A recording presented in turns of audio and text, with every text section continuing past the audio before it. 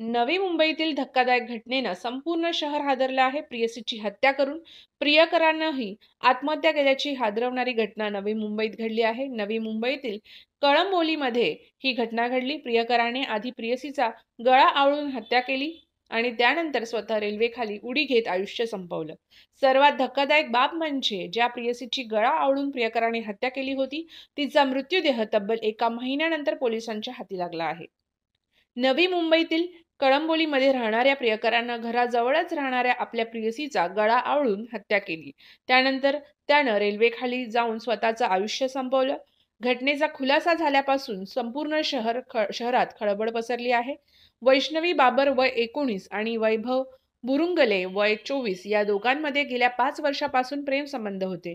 पण कालांतरानं दोघांमध्येही खटके उडू लागले, भांडणं वाढली आणि वादविवाद रोजचेच झाले. आणि अशातच वैभवच्या मनात संशयाचं भूत शिरलं. त्यातून त्यानं वैष्णवीच्या हत्येचा कट रचला.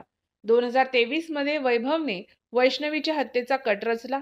वैष्णवीची हत्या कशी करणार, कुठे करणार, या सर्व बाबी वैभवने आधीच आपल्या सुसाईड नोटमध्ये लिहून ठेवल्या होत्या. त्याप्रमाणे वैभव वैष्णवीला खारघर हिलवर घेऊन गेला.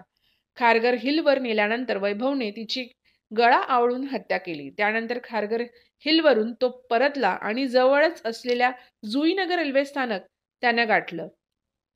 त्यानंतर तिथून जाणाऱ्या एका रेल्वेखाली उडी घेत त्यानं आपलं आयुष्य संपवलं. वैभवच्या आत्महत्येबाबत रेल्वे पोलिसांना माहिती मिळाली. त्यांनी तात्काळ घटनास्थळी धाव घेतली आणि वैभवचं शव ताब्यात घेऊन शवविच्छेदनासाठी पाठवलं.